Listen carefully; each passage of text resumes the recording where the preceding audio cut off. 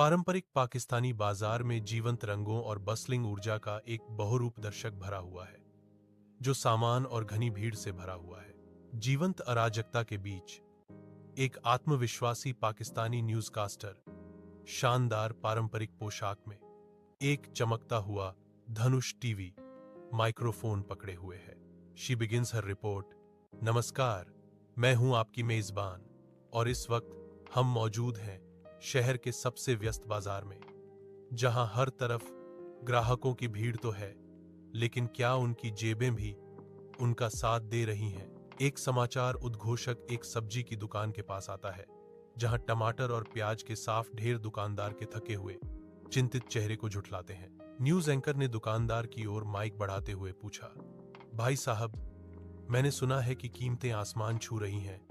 क्या लोग अभी भी पहले जितना ही खरीद रहे हैं? दुकानदार आह भरता है, ओ, महंगाई ने हमारी कमर तोड़ दी है।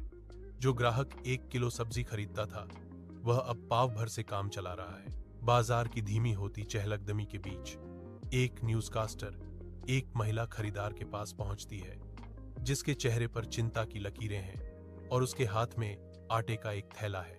महिला खरीदार की आवाज कांप उठती है जब वह बताती है, रसोई का बजट संभालना असंभव हो गया है।